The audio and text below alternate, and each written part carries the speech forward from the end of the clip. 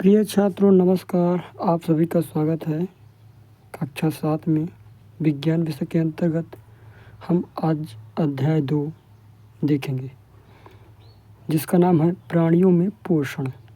इससे पहले हमने अध्याय 1 देख लिया है, ठीक, जिसमें था पादपों में पोषण। अब आप देखेंगे प्राणियों में पोषण। तो चलिए इसे शुरू करते हैं।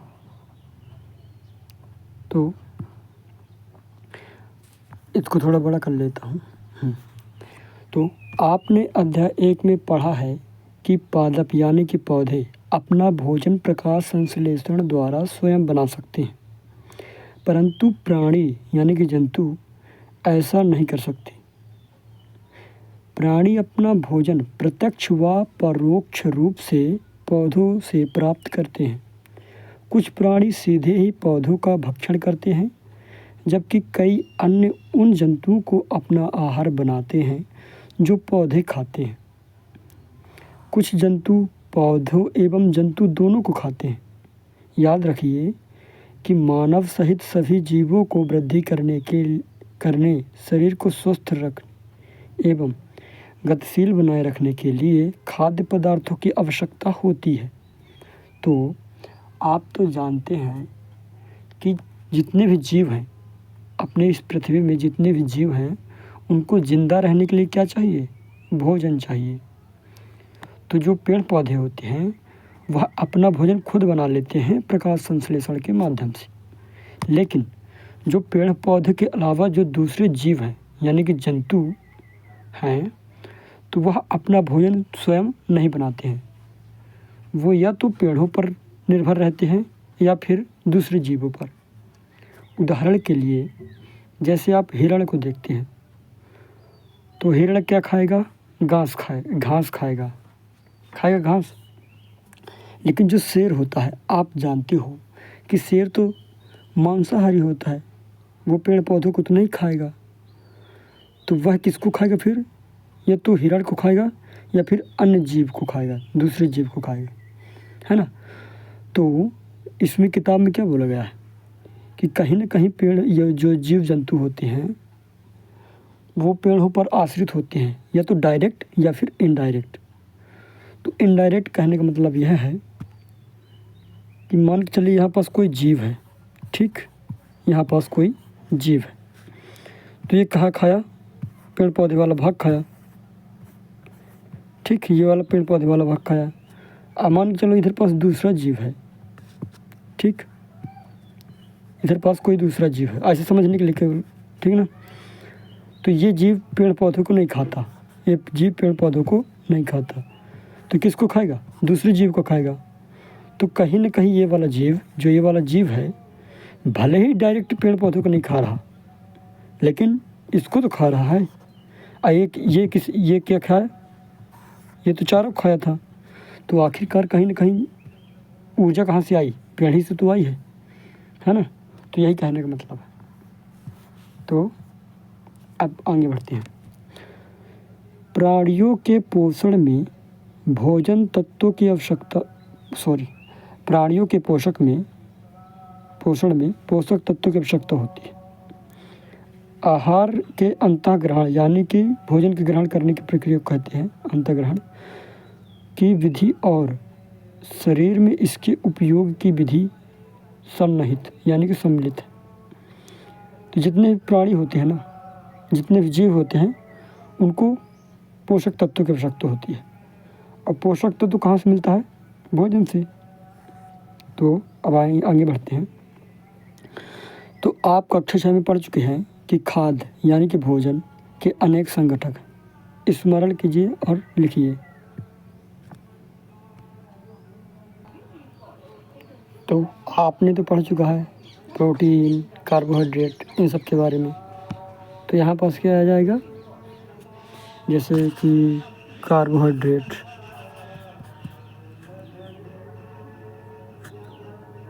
सेकेंड, इधर आ जाएगा कार्बोहाइड्रेट आ जाएगा। दूसरे नंबर पर आ जाएगा प्रोटीन,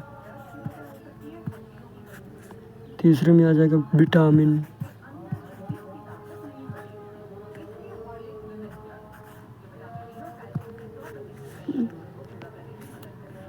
और यहाँ फिर खनिज लवण आ जाएगा, खनिज लवण और पानी, है ना। तो ये सब आ जाएंगे। तो देखो, कार्बोहाइड्रेट जैसे कुछ संगठक जटिल पदार्थ हैं। अनेक जंतु इन जटिल पदार्थों का उपयोग सीधे इसी रूप में नहीं कर सकते, अतः उन्हें सरल पदार्थों में बदलना आवश्यक है, जैसा निम्न आरेख द्वारा दिखाया गया है। जटिल खाद्य पदार्थों का सरल पदार्थों में तोड़ना क्या कहलाता है? पाचन कहलाता है। तो देखो, जितने भी ये जैसे हम खाना भोजन किए, ठीक, तो उनमें क्या होता है? पोषक तत्व होता है। तो पोषक तत्व डायरेक्ट हम नहीं यूज कर सकते। बहुत से जंतु हैं, जीव हैं, जो कि जैसे प्रोटीन है तो उसको डायरेक्ट नहीं पचा सकती या फिर उसको नहीं उपयोग कर सकती। तो इनको क्या करना पड़ेगा? तोड़ना पड़ेगा। तो भोजन जैसे जटिल पदार्थ या फिर कार्बोहाइड्रेट हो सकता है, प्रोटीन हो सकता है, वसा हो सकता है, ठीक, तो इनको पाचन के द्वारा क्या किया जाएगा? तोड़ा जाएगा, सरल पदार्थों में तोड़ा जाएगा। जैसे कार्बोहाइड्रेट को कहीं में तोड़ दिया जाएगा? स्टार्च के रूप में तोड़ दिया जाता है, या फिर ग्लूकोज के रूप में परिवर्तित कर दिया जाता है तोड़ के, है ना। तो आगे अब बढ़ते हैं।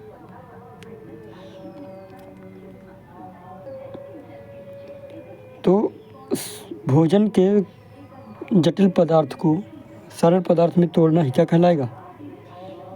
जटिल खाद्य पदार्थों को सरल खाद्य पदार्थों में बदलना या फिर तोड़ना या फिर विखंडित करना या फिर परिवर्तित करना क्या कहलाएगा?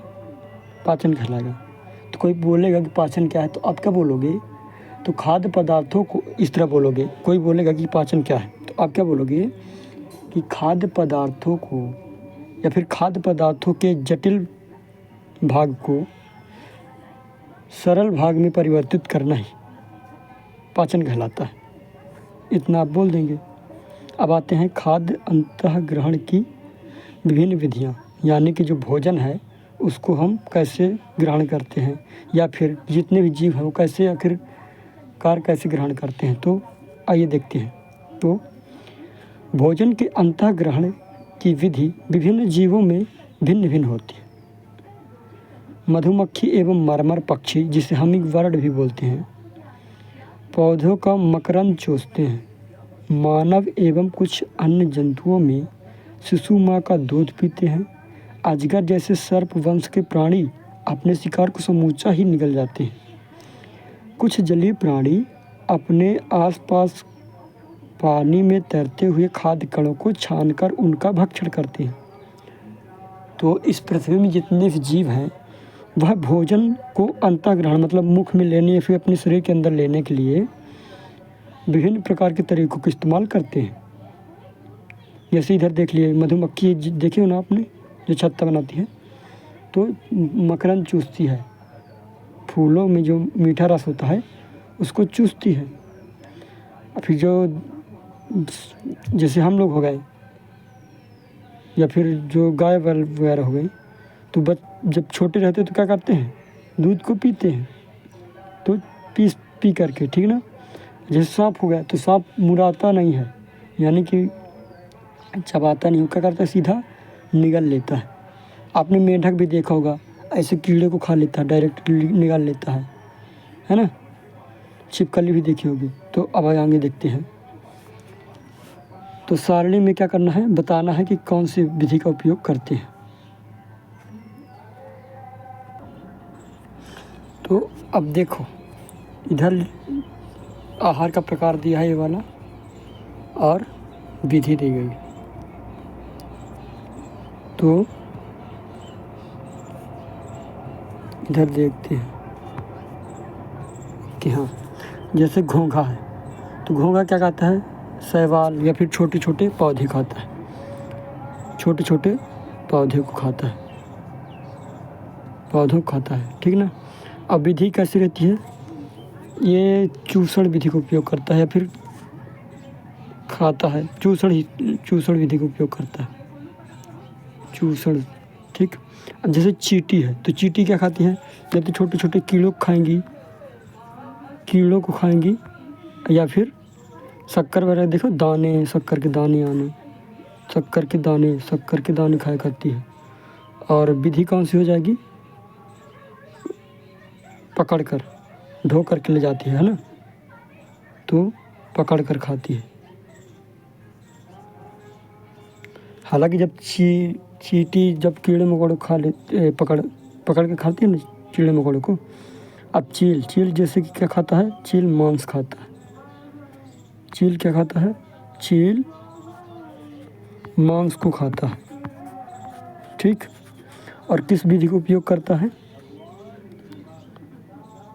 तो यह सीधे पकड़ता है, पकड़कर फाड़ देता है, पकड़ता है या फिर फाड़ देता है।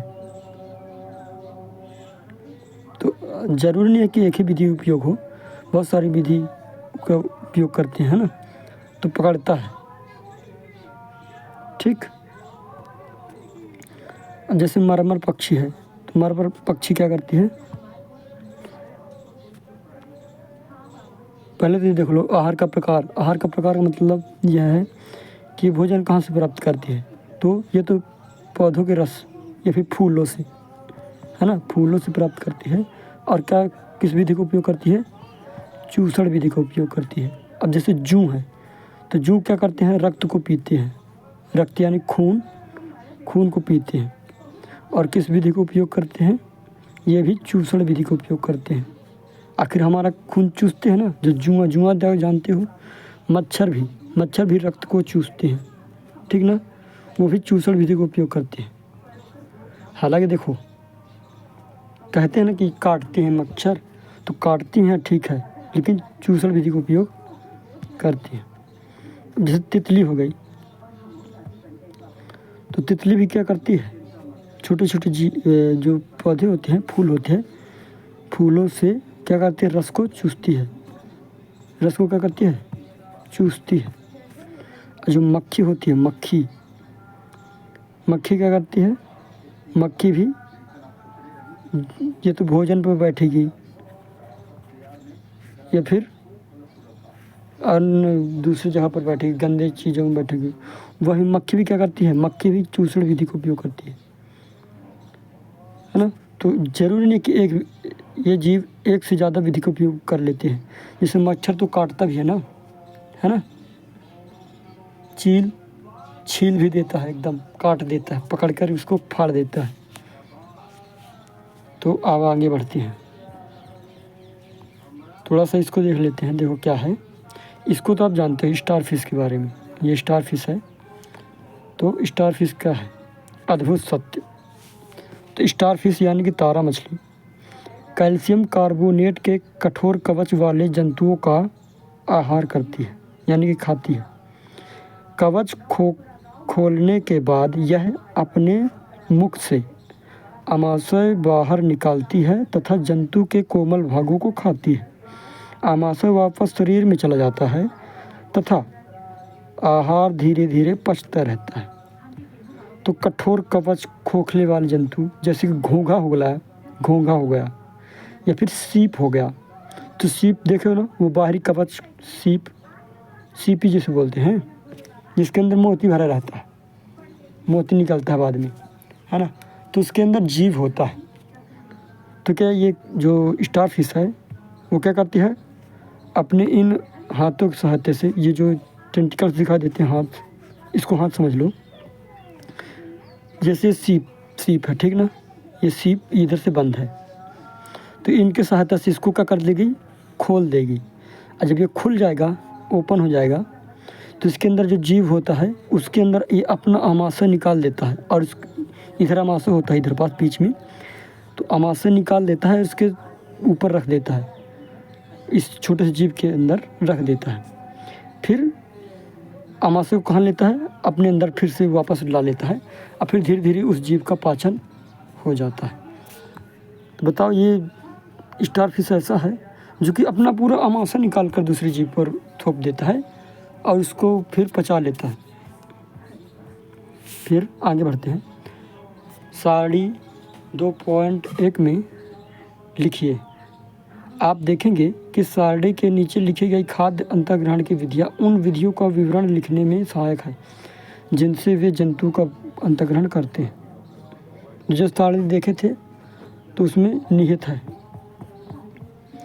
ये नीचे दिया गया है ना कि आहार की विधि। तो कोई चबा रहा है, कोई काट रहा है, कोई पकड़ कर खा रहा है, कोई निकल जा रहा सीधा, साइफनी वाला हो गया।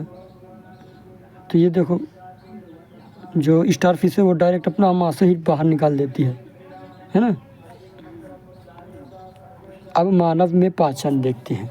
मानव यानी कि हम लोगों में कैसे पाचन होता है इसका देखते हैं कैसे होता है। तो हम अपने मुख द्वारा भोजन का अंतःग्रहण करते हैं, इसे पचाते हैं तथा फिर इसका उपयोग करते हैं। आहार का बिना पचा भाग मल के रूप में निष्कासित कर दिया जाता है, यानी कि निकाल दिया जाता है। क्या आपने कभी यह जानने का प्रयास किया है कि शरीर के अंदर भोजन का क्या होता है? भोजन तो देखो, जब हम लोग छोटे छोटे थे तो हम लोग सोचा करते थे कि जैसे हम भोजन किए तो कैसे पचता होगा।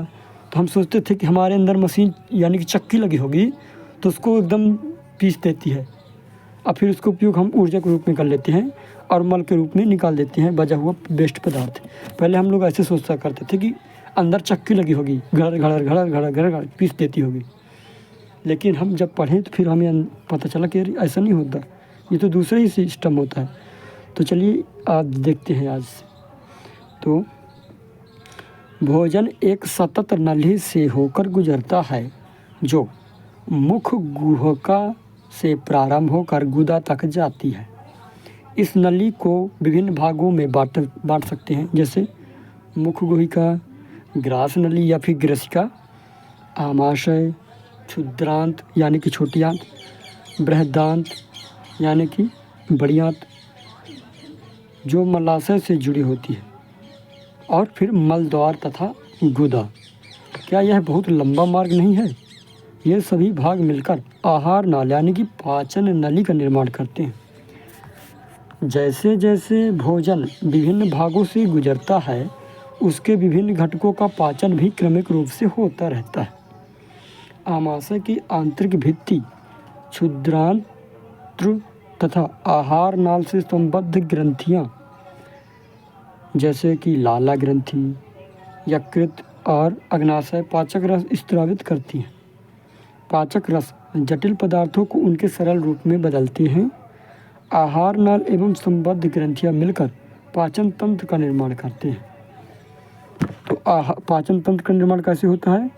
तो आहार नाल जो होता है और उससे संबद्ध हुए यानी कि उससे जुड़ी हुई जो ग्रंथियां होती हैं वे सभी मिलकर के किसका निर्माण करते हैं? पाचन तंत्र का। तो देखो इधर पास अच्छे से समझ लो।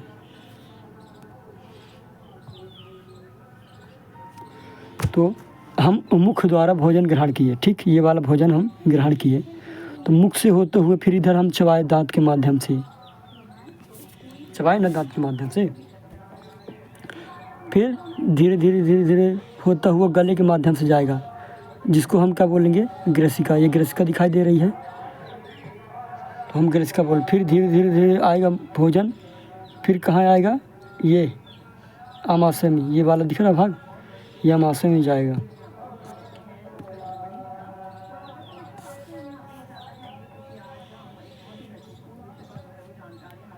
ये भोजन आता हुआ ये फिर आमाशय में जाएगा।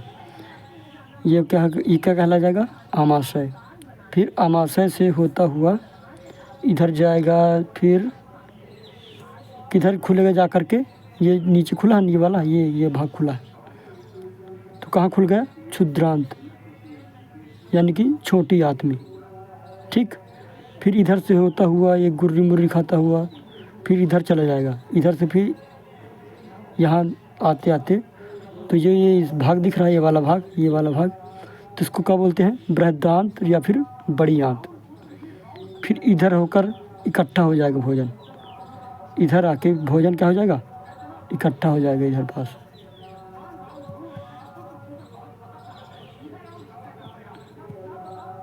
इधर पास इकट्ठा हो जाएगा भोजन, फिर ये जो इकट्ठा हुआ है उसको क्या बोलते हैं, मलद्वार।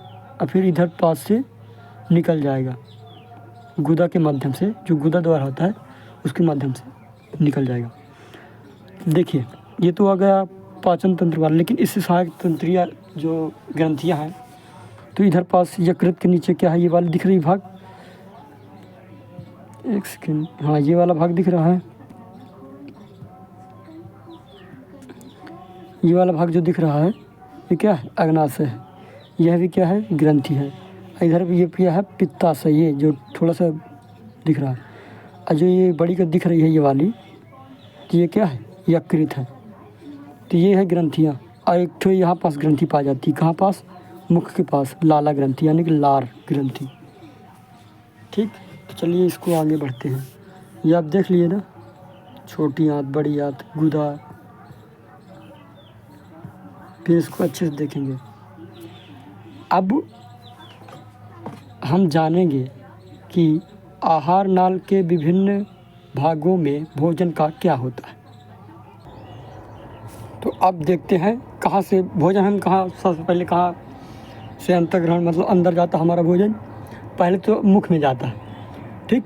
तो जब मुख में गया तो हम भोजन को चबाते हैं। तो चलो पढ़ते हैं। तो मुख एवं मुख गुहिका। तो भोजन का अंतःग्रहण मुख द्वारा होता है।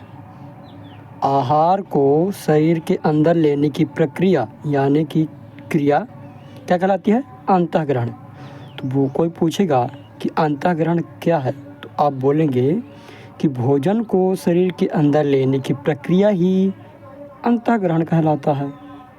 ठीक, जैसे आप भोजन को, जैसे चावल और दाल खाते हो तो उसको अब साने, ठीक ना, या फिर मिलाए, फिर हाथ से उठा करके मुंह में लिए, भोजन को मुख में डाले, तो वही क्या कहलाएगा, अंतःग्रहण कहलाएगा। यानी कि भोजन को शरीर लेने की प्रक्रिया ही अंतःग्रहण कहलाती है। तो अंतःग्रहण क्या कहलाएगा, फर्स्ट स्टेप क्या होता है, अंतःग्रहण। ठीक, फिर क्या होता है, हम दांतों की सहायता से भोजन चबाते हैं तथा यांत्रिक विधि द्वारा उसे छोटे छोटे टुकड़ों में पीस डालते हैं। प्रत्येक दांत मसूड़ों के बीच अलग अलग ग्रथिका यानी कि सॉकेट में धंसा रहता है। सॉकेट में क्या रहते हैं, धंसे रहते हैं। हमारे दांत की आकृति भिन्न भिन्न है तथा उनके कार्य भी अलग हैं यानी कि भिन्न हैं। इसके अनुसार उन्हें अलग अलग नाम भी दिए गए हैं। तो पहले इसको पढ़ लेते हैं। तो देखो, हम भोजन को मुख में लिए, ठीक, फिर उसको क्या किए, चबाए। तो हम किसके माध्यम से चबाते हैं भोजन को, तो आंसर है दांतों के माध्यम से। लेकिन दांत भी तो हमारे कई प्रकार के होते हैं। आप जब हाथ धोकर शीशे में देखेंगे और गिनेंगे अपने दांत और देखेंगे कि दांत का साइज और शेप भी अलग अलग है ना। तो थोड़ा सा इसको बूझो, जो कह रहा है इसको देखते हैं। तो बूझो चित्र में दिखाया गया है, ये वाला जो चित्र दिखाया, कहाँ गया, ये वाला जो चित्र है, तो बूझो उस चित्र को देखा। फिर क्या कहता है, अत्यधिक कुंडलित क्षुद्रांत्र को देखकर आश्चर्यचकित हुए, वह इसकी लंबाई जानना चाहता है। क्या आप इसका अनुमान लगा सकते हैं। पृष्ठ संख्या 17 में इसकी निकट लंबाई दी गई है। कल्पना कीजिए कि इतनी लंबी संरचना हमारे शरीर के छोटे से हिस्से में किस प्रकार समाई होगी। तो ये जो कुंडलित हुई संरचना है, ये वाली क्षुद्रांत की, तो बूझो इसको देखकर अचंभित हो गया। अब ये बूझो सोच रहा है कि इसकी लंबाई कितनी होगी। तो इसकी लंबाई पता कितनी है, 7.5 मीटर, 7.5 मीटर रहता है। लगभग कितना, 7.5 मीटर। ठीक, यानी कि लगभग 21 से 23 फीट, यानी कि लगभग कितना 21 से 23 फीट, है ना। जैसे आपका घर कितना ऊंचा होगा, लगभग 10 से 12 फीट होगा ऊंचा, या फिर 12 से 15 होगा, तो उसके ऊपर और भी एक घर रख दो और थोड़ा सा उसके कम कर देना, तो सोचो उतना लंबा रहता है। कौन? ये आपका क्षुद्रांत वाला, कितना 21 से 23 फीट लगभग, या फिर इसको बोल सकते हो 7 मीटर, 7.5 मीटर। तो अब आगे बढ़ते हैं। तो ये दांत भी दिखाई दे रहे हैं आपको, है ना, अलग अलग दांत हैं, उनके नाम भी अलग अलग हैं। तो अभी नीचे बढ़ते हैं। तो अब क्रियाकलाप थोड़ा सा पढ़ ले रहे हैं। तो अपने हाथ धोइए, दर्पण यानी कि शीशे में देखते हुए अपने दांतों की गणना कीजिए, यानी कि दांतों को गिनिए। ठीक, आपके मुख में कितने दांत, कितने प्रकार के दांत हैं? एक सेब अथवा रोटी का टुकड़ा लेकर उसे काटिए।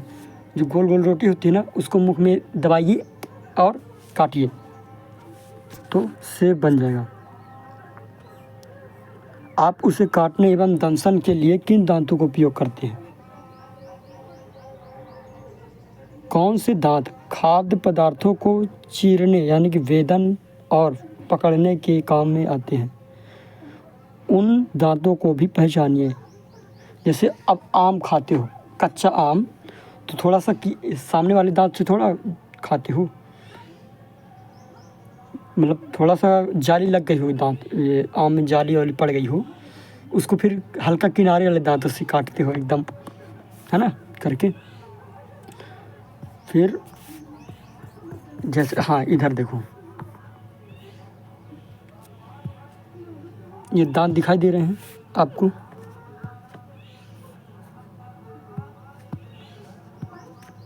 ये वाले दांत। तो ये वाले दांत हैं, तो ये कौन से दांत हैं? ये जो शुरू के 4 हैं, ये है आपके कृंतक, ठीक। और जो ये वाले दांत हैं, ये 2 ठो, ये वाले, इसको बोलते हैं रदनक।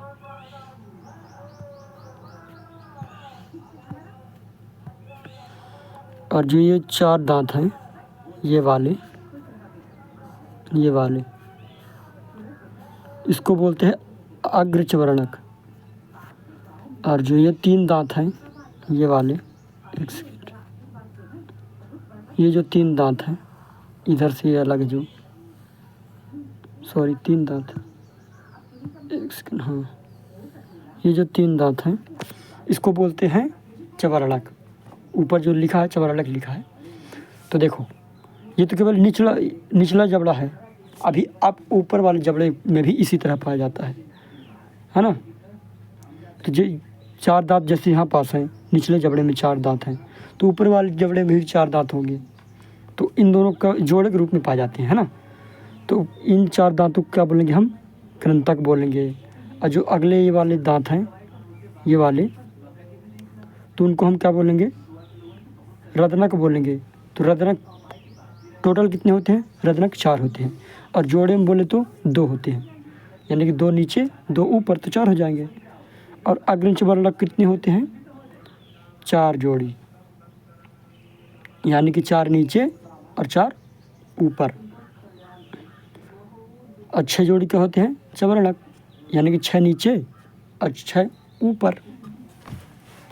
तो जब हम किसी चीज़ को काटते हैं तो हम किन दांतों का उपयोग करते हैं?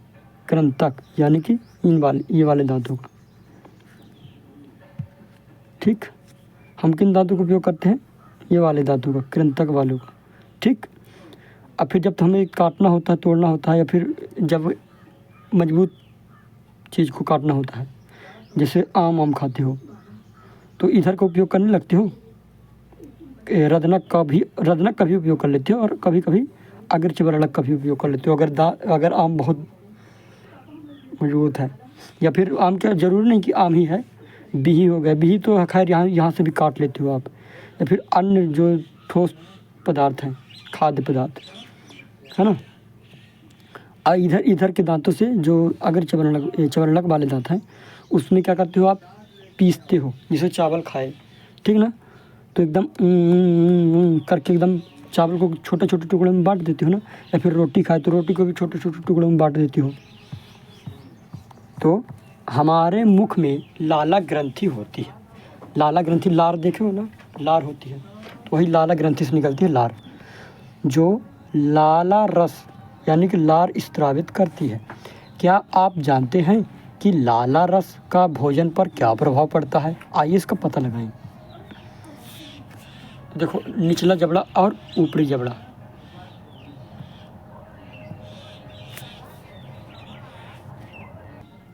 तो देखें, क्रंथन एवं दंशन करने वाले दांत, तो कौन, जो नीचे के 4 दांत होते हैं कृंतक, और जो एक 2 ठो और होते हैं रदनक। तो निचले जबड़े में भी कितने होते हैं? अच्छा, दांतों की संख्या गिननी है ना, तो 4 + 2 होते हैं, तो कितने टोटल 6, ठीक। इधर भी उतने ही होंगे, 4 + 2 यानी कि 6, ठीक ना। ये वाला दांत अभी किताब भी देख सकते हो आप। तो किस किस को बोला हूँ मैं, ये कृंतक वाला बोला हूँ, पूरा नहीं लिख रहा, ठीक ना। एक क्या हो गया, हट भाई, एक सेकेंड, पूरा हटाना पड़ेगा। देखो, एक सेकेंड, तो ये वाली आप चित्र देख लीजिए, ठीक ना। तो इन वाले जो कृंतक है और रत्नक है, इसको लिख रहा हूँ, फिर अग्र चवरलक को लिखूँ, फिर चवरलक को लिखूँगा, ठीक ना। तो इधर देखें अच्छे से, इसको थोड़ा और बड़ा कर लेते हैं, ठीक है ना, लगभग, हाँ इतना ठीक है। तो कृंतक और रत्नक का उपयोग करें तो देखो, निचले जबड़े में कितना, 4, ये क्या हो गया, कृंतक हो गया, और रत्नक भी, रत्नक 2 ठो होते हैं, ठीक। तो कितने हो गए, 6 हो गए। ये तो निचले जबड़े में है, ऊपरी जबड़े में भी यही इसी प्रकार पाया जाता है, तो अभी कितने हो जाएंगे, 6 हो जाएंगे, यानी कि टोटल इसके पास कितना हो जाएगा, 12 हो जाएगा इधर पास। फिर चीरने एवं फाड़ने वाले दांत, तो इसमें कौन होते हैं, चीरने और फाड़ने वाले दांत अग्र चवरलक होती है। तो अग्र चवरलक कौन कौन से,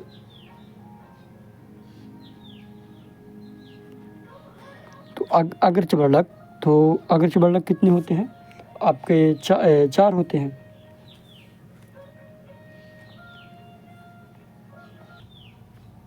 ये 4 निचले जबड़े में और 4 ऊपरी जबड़े में, यानी कि कितने हो जाएंगे, 8 हो जाएंगे। और फिर चबाने एवं पीसने वाले दांत, तो वह कितने हो जाएंगे, 6 होते हैं। कितने होते हैं, निचले जबड़े में भी और ऊपरी वाले में भी 6, यानी कि 6 दूनी 12, तो टोटल कितने हो जाएंगे, 32, टोटल 32 दांत हो जाएंगे। तो देखो, अब ये अब कह सकते हो आप कि सर हम तो केवल, ज़रूरी थोड़ी है कि चीरने फाड़ने के लिए हम केवल इन्हीं दांतों का उपयोग करेंगे, हो सकता है कि ये वाले दांत का भी उपयोग किया जाए। अभी बताते हैं। देखो, ये इतना हो गया ना, देखो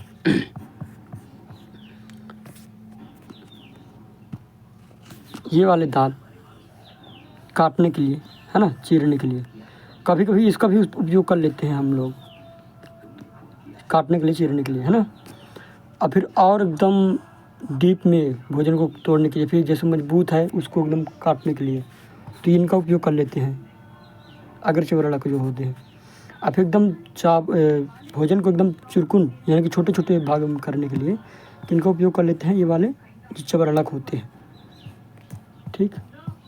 अब आगे बढ़ते हैं। तो दूध के दांत तथा स्थायी दांत, तो दूध के दांत जो छोटे छोटे होते हैं बच्चों में, तो दूध के दांत फिर वो गिर के फिर स्थायी दांत आ जाते हैं। तो क्या आपको याद है कि कुछ वर्ष पूर्व आपके दांत गिरने लगे थे? हमारे दांत का प्रथम सेट शैशव काल में निकलता है तथा लगभग 8 वर्ष की आयु तक ये सभी दांत गिर जाते हैं। इन्हें ही क्या कहते हैं? दूध के दांत। तो इन दांतों के स्थान पर दूसरे दांत निकलते हैं जिन्हें स्थायी दांत कहते हैं। तो सामान्य स्वस्थ व्यक्ति के स्थायी दांत पूरे जीवन भर बने रहते हैं, तथापि वृद्धावस्था में धीरे धीरे गिरने लगते हैं। तो जब आप छोटे रहे होंगे तो आपके दांत जमने शुरू हुए होंगे, फिर लगभग आप 8 वर्ष की आयु होते हुए जब आप 8 वर्ष की आयु में पहुंचने लगे तो धीरे धीरे जो आपके दूध के दांत थे वो क्या हो गए, गिरने लगे, है ना। फिर उनके जगह पर दूसरे भी दांत आए हैं, तो वो दांत क्या हो जाते हैं, स्थायी, यानी कि वही दांत अब रहेंगे जीवन भर। मतलब जीवन भर कहने का मतलब यह है कि जब तक आप बूढ़े नहीं हो जाते। फिर जब बहुत बूढ़े होने लगेंगे तो धीरे धीरे ये दांत क्या हो जाएंगे, गिर जाएंगे, झड़ जाएंगे, है ना। चलिए अब आगे बढ़ते हैं। तो 2 परख नली लीजिए, उन्हें A B चिन्हित कीजिए। तो वीडियो थोड़ा लंबी हो गई है, तो इसको यहीं पास समाप्त करते हैं, फिर अगले पार्ट में लाते हैं इसके आगे का, यहीं से देखते हैं। तो इसको भी आप पढ़ लीजिएगा, ठीक। चलिए मिलते हैं नेक्स्ट वीडियो में।